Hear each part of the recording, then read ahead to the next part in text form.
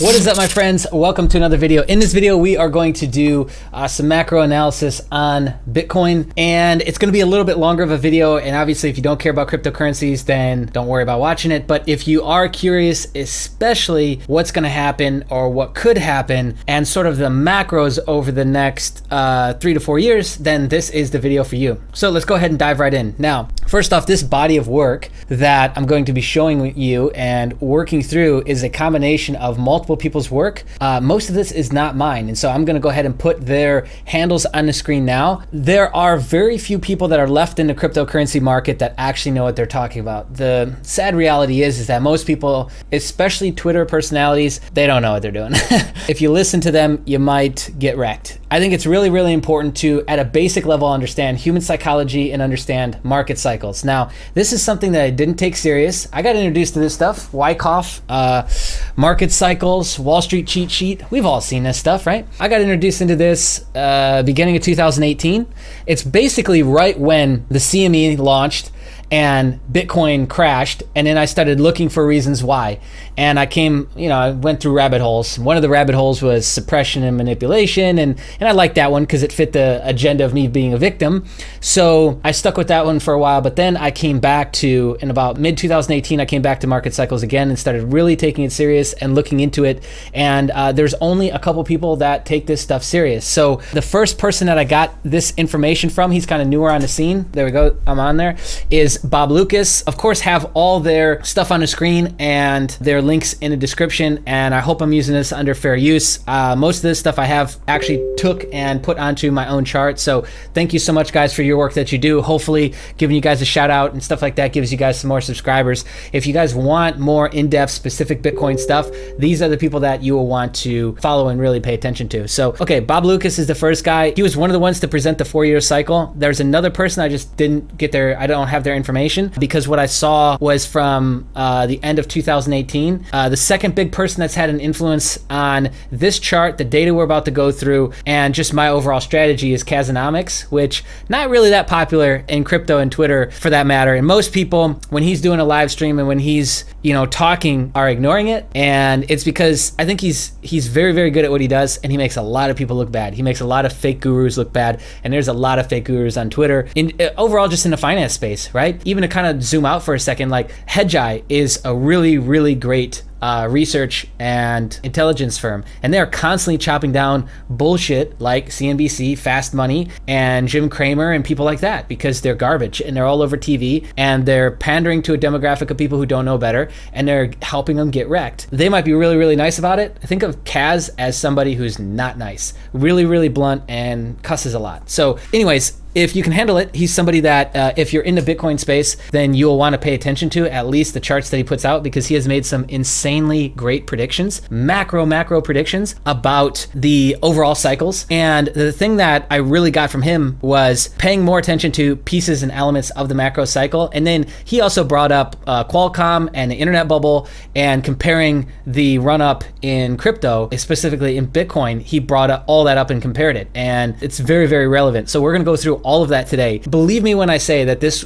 could be one of the most valuable videos that you watch. Between all the data sets that I've spent the last couple days putting all together, I think this will be one of the most valuable videos you could watch. And again, I couldn't think enough. Everybody who I've kind of grabbed from and pulled from, you saw the @ handles on the screen. We'll probably still have them up on the screen, but yeah, those are the guys who all their information and what they put out allowed me to put this together into what you see here today. Okay, so I've got a lot of images I want to go through too, and we're going to go through the actual chart. I've got an actual trading view chart, but this is just an image, and really it's just to kind of grab attention. This will probably be in the thumbnail too, because it just looks really, really good. It took me a long time to actually put this together. This is my account on TradingView.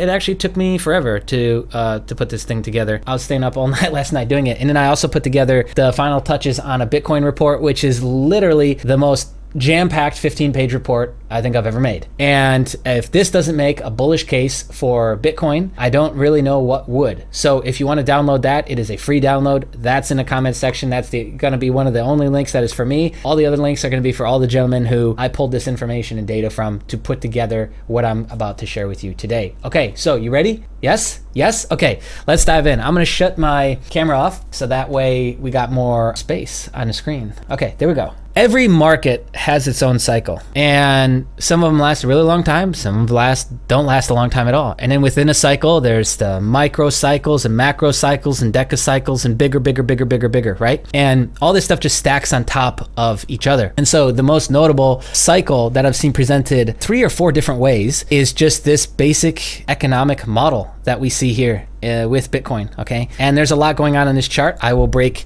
most of this down as much as I possibly can. And so I think the best place to start would be the halving. And the reason why is because it's the most, I think, time-sensitive thing on this chart. Let's flip over to the interactive chart because I've removed some stuff you see on this chart. Okay, so there we go. Perfect. 1, 2, 3. The orange dots that go vertical, and these are the periods in time when there was a halving. Now, certain things happen during a halving. The reward is cut. Okay, so at every 210,000 blocks, the reward is cut in half, and the inflation rate usually changes. What we have coming up is we have the third halving. So let me pull up my, my statistics here. I'm gonna actually work off of the PDF report that I've got in the comments section. If you want to download that, I'm gonna work through and work off of some of that data actually. November 28th, 2012 is the first halving. Okay, the price went from $13 to $1,032 in a year. That's an 82x price multiple, an ROI of 8,113%. The second halving was July 9th, 2016, and the price went from $651 to $2,518 in 1 year. That's a 3.9x price multiple and a 287% ROI. Now, the third halving is estimated to be March 23rd, 2020, but it could be any time between. Now, the third halving is supposed to be May 23rd, 2020, and it could be any time in May, and it could be even as far back as June. It's just going to be dependent upon the mining. As soon as we can get to 210,000 blocks, that's when we're going to have the third halving, okay? So other interesting things to note around this next event is that only 900 Bitcoin will be mined per day after this halving versus 1,800 per day right now. 85% of the total Bitcoin will have already been mined. That's 18,375,000 Bitcoin will have already been mined. And key point here, the annual inflation rate is going to be cut from 3.8% to 1.8%. Now, this will be the first time ever that a decentralized, deflationary currency is less than the central bank's target inflation rate of 2%, which floats somewhere between 2.2 and 2.4. I think it's 2.4 right now, 2.4%. This will be the first time that we have another currency that has a lower inflation rate, that has so much adoption and all these other factors too, right? It might not actually be the first time in history. I don't know. I haven't gone back that far. Okay. But anyways, keep that in mind. And so there'll only be 3.15 million Bitcoin that have not been mined at that point. Pretty cool stuff, right? Now that we've got that broken down, so that's your first, second, third. There's also, if you notice, significant price action that happens around this. So let's start to break down these 4-year cycles. The 4-year cycles essentially are comprised of about 3 years of bull and 1 year of bear. So that's what these bars are. So we got 142 bars in this first green box, this big one, 58 bars across this red zone, which let's call the bear market. And then we have this super neon green, which is the parabolic curve. And we have a parabolic section or piece of each one of these cycles as well. And I could have gone super micro into more and more and more of these pieces. And I think the most micro thing I could have done is then to plot out every single major news piece, every hack, every piece of FUD, you know, when the CME launched December 17th, 2017, or was it December 11th? Something like that. Mid-December, CME launched, and I could have plotted out all those lines and then started to look even deeper in the micro if I wanted to. But the thing you got to understand, one of the biggest points I want to make, is for all the people that constantly shout manipulation, and this is people in the gold market, this is people in cryptocurrency market, stock market, is that you got to understand is that the macro has already accounted for the manipulation and aka suppression. It's already accounted for that. And I know that's really hard to understand, but it's like that scene in The Matrix where Neo's meeting with the Oracle for the very first time, and she says, don't worry about the plant, and then he spins around, knocks the plant over, and says, I'm sorry. And she says, what's really gonna boil your noodle? Would you still have knocked it over if I wouldn't have told you? It's kind of the same thing here, and people don't want to believe that this is true, but these macro markets and how they work, it's just based off of psychology. So I guess when you run out of the greater fools, then the correction comes in. And there is usually events and news that are happening around this as well, okay? One more time. The big green section is all the bull, and then here's the bear, parabolic section in each. So this was the first 4-year cycle. This was the second. We had a halving in each one. We have a halving coming in the third section, okay? Or the third cycle. And here's your parabolic curve, which is when we went up to all-time highs of just under $20,000. Here's these all-time highs when it went up to $1,100 or $1,200. I think it should be about $1,200 right on the dot. And I'm pretty zoomed out, so, and I'm on log, so log scale. So if I were to change this or zoom in, we might lose some of this. So that's why I'm kind of zoomed out. Some other interesting things to notice is, one, I have this blue trend line here. Now, this might change, might be broken at any point.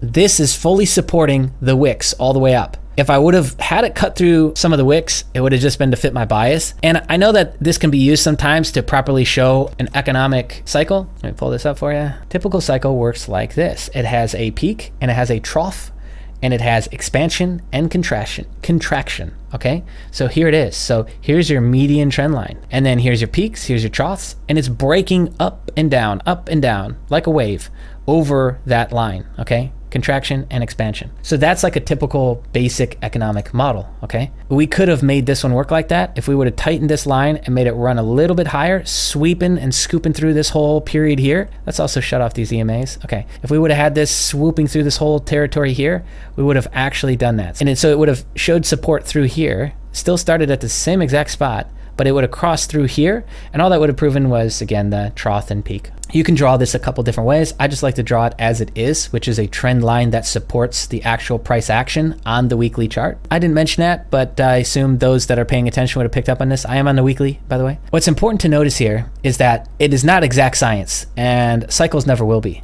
So on the first one, we had 142 bars in this big green section. The next one, 153 bars. And cycle 3, I don't know. So I just put it at 153. It could be 150, could be 140, could be 160, right?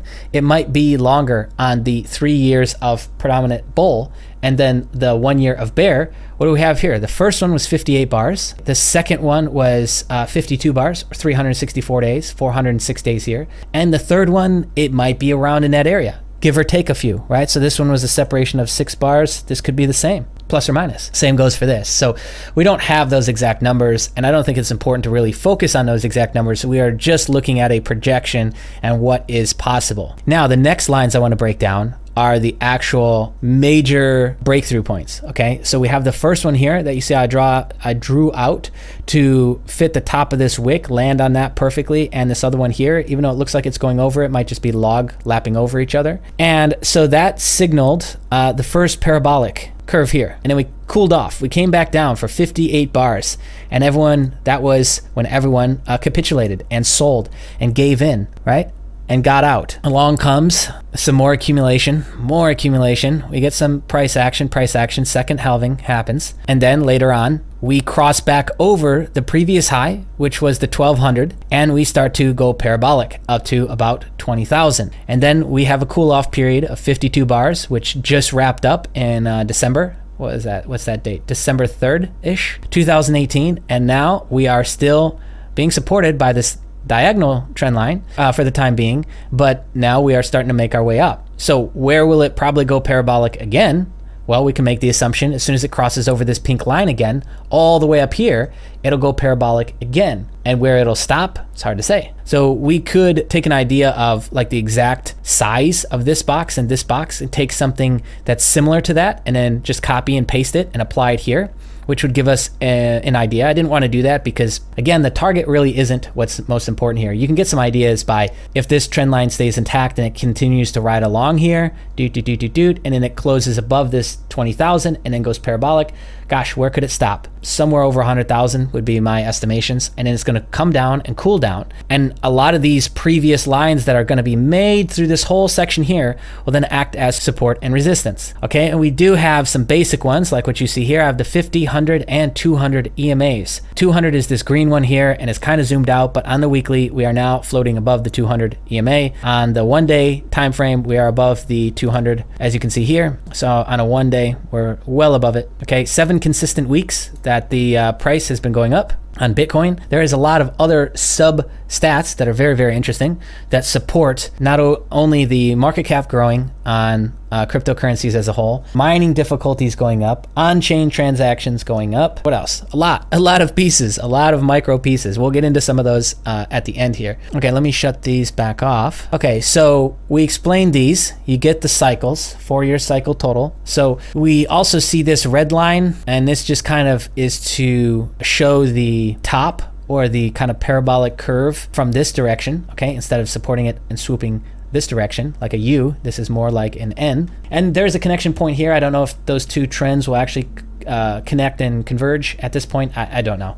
And so again, this is just for some visual reference, but we can assume that things won't really go parabolic until we break above this previous all-time high, which is exactly what we saw here. And we've seen it consistently happen now. We see it here, it goes parabolic. We see it here, it goes parabolic, okay? So we can assume that will probably happen again. What I want to talk about is, and I have a semi-limited viewpoint on this, but there is a big question, and Kazanomics actually brought it up. What he said, and it's the first time, well, maybe not the first time, but it hit me hard, and I started thinking about this, is if we were to compare this to the internet bubble, the .com bubble, which we can, and let's bring that up right now. Here's your .com bubble, and you can't even tell me that these don't look exactly the same. And what does this look like?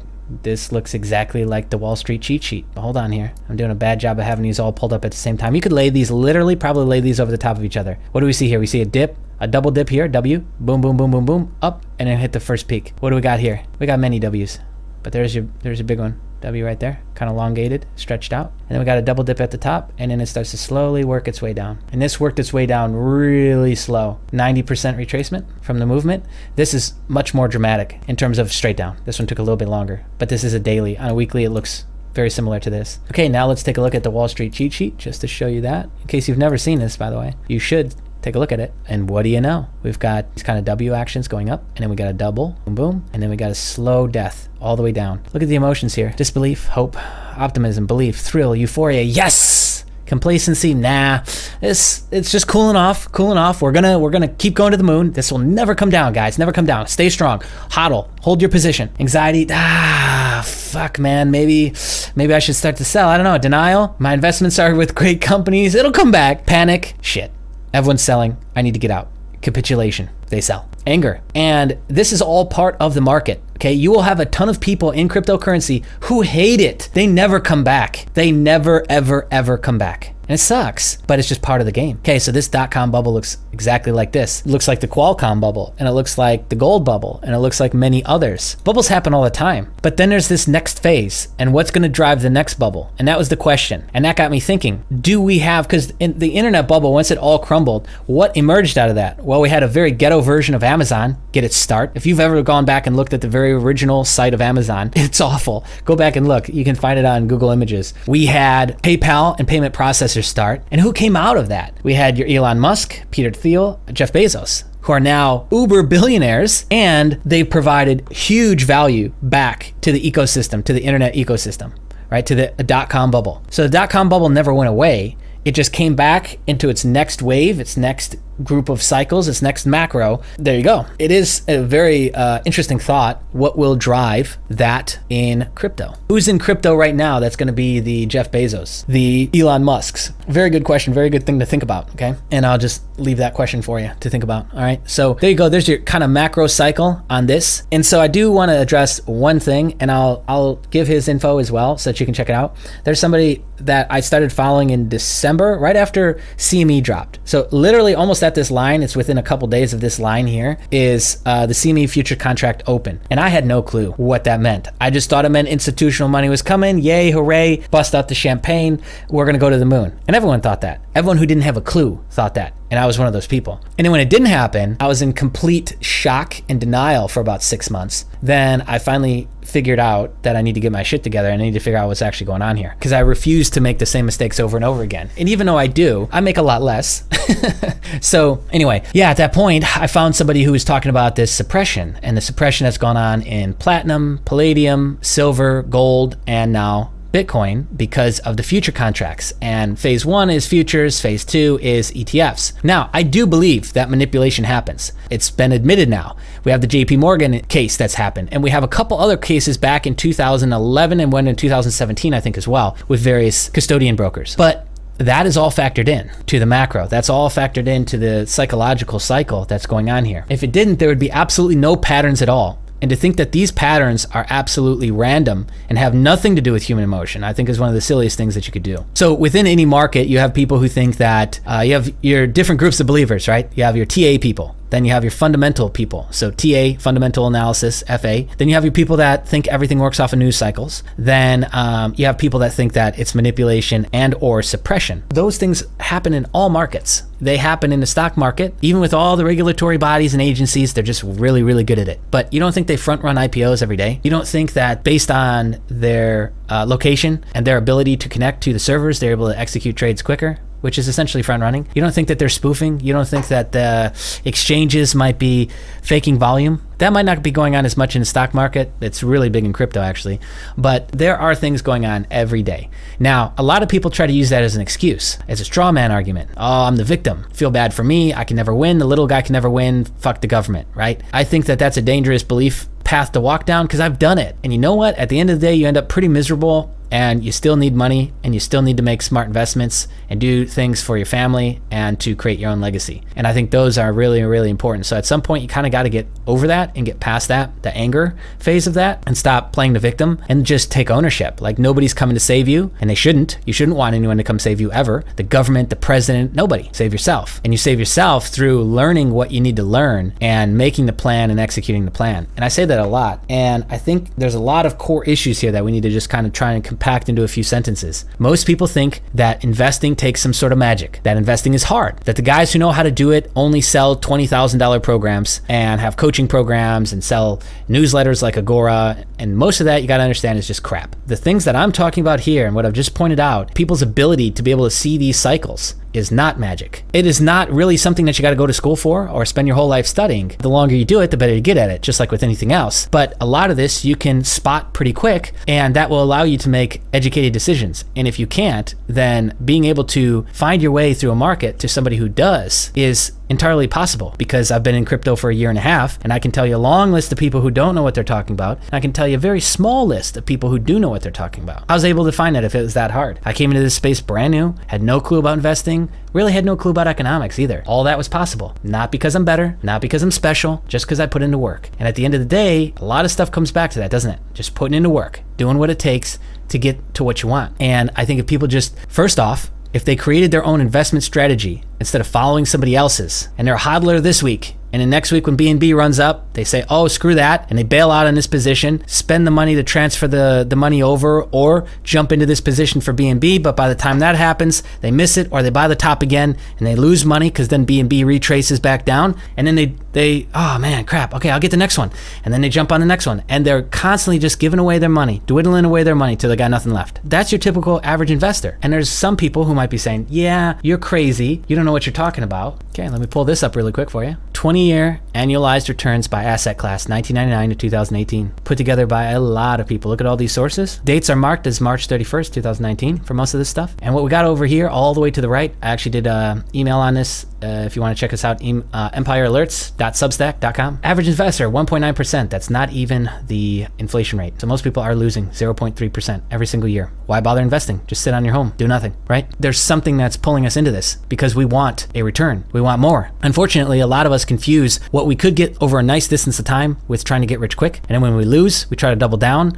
We turn into a really, really bad gambler, and we end up losing more, right? Gold. So this is real data. And that's what I usually like to operate off of, is real data to prove my points, okay? Because people really respond to this. Like this right here, a lot of people, when they see this, they react. It might trigger some people, but they're going to react. And I'll tell you what, the ones who are paying attention, the ones who are on this channel, who are really focused on making a change, they're making changes right now based on what we've been talking about. So market cycles, they're not going anywhere. Actually, I want to show you this. This is where I got some of the bits from. So you would have seen him tagged in the beginning, but here is the actual basic economic model. There's 4 stages to it, okay? Pure expansion, then pre-recession, then the recession, then the post-recession. Pure expansion is growth. There is more demand than supply. And then pre-recession is euphoria on that Wall Street cheat sheet that we saw. And then recession is when the supply and demand flip, okay? Post-recession is just this accumulation period. Things are kind of stagnant.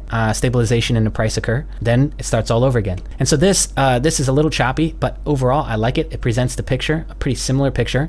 The time spans are very, very similar as well in terms of the macro 4-year cycle that all of this fits inside of. So that's why I went with this model, is because there's 3 models I looked at. This one that you're looking at here, I looked at the 4-year cycle from Bob Lucas, and I looked at the halving returns over the last 2 halves. I compiled all 3 of those data sets on top of each other, and this is what you get. Yeah, there's a ton of stuff that might happen. ETFs might happen. More exchange hacks might happen. You just got to assume that that's equated into the overall macro cycle and the market cycle. I think that's all I wanted to talk about with this. I hope this has been valuable for you. I know that this was a lot deeper, but it still is talking longer term, and I hope that this has been valuable for you. If it has, share it around, please.